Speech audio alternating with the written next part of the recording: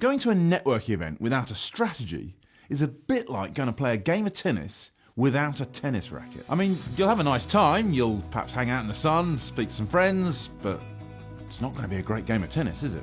Networking is a great thing to do to help grow your business, but don't fall into the trap of just going networking, just going without a purpose. Here's 5 steps you can take to build a networking strategy for your next networking event. Now, step 1 happens before you even go to the networking event. You've got to think about your goals. What do you want to achieve from going to this event? And some people look at that goal in terms of how many bits of business are they going to close at a networking event.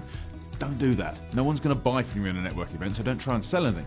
Much better is to think about the number of people you want to meet, and maybe using the delegate list, looking for specific people you'd like to meet. Now, step 2 is also something to do before you even go to the networking event. What are you going to talk about once you get into the conversations with those individuals? Now, first things first, you've got to think of the sort of questions you're going to ask. You know, usually they'll start with a who, what, where, when, why, but I'd encourage you, see if you can avoid what I call vanilla questions. Questions like, where'd you come from? How long have you been doing that?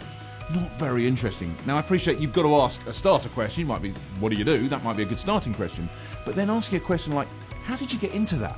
That's going to provide a much more interesting answer that's likely to build a relationship with the person you're talking to.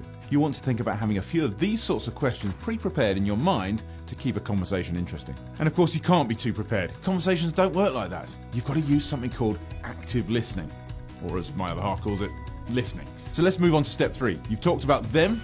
At some point, they're going to ask about you. You've got to have something interesting to say. And this is where you would share your elevator pitch for your business. This is where, for me, as an unnatural networker, I feel uncomfortable. It feels like selling. It doesn't feel right. If you're anything like me, a great thing to do is to share a story about how you helped a client. Put it from the client's point of view so it becomes less about you and more about how you helped someone. Step 4 is all about getting what you want out of the networking event. Make sure you're being targeted in what you're looking for. If web designers are a good contact for you, be clear about it. Say you want to get in touch with web designers, or if there's a specific one, even better. Last of all, step 5. That's where we start thinking about what happens after the networking event, although your job starts when you're still there. Now, assuming when you've had a chat with someone, there's a relationship started to build, there's a bit of synergy and rapport between you, and it's worth continuing that conversation, we need to think about the follow-up. Follow-up is the simple practice of doing what you said you were going to do. If you said you were going to send them an email, send them an email. If you said you were going to meet for a coffee, arrange to meet for the coffee. Now get out there and enjoy your networking with a good strategy. Now, where's my tennis racket?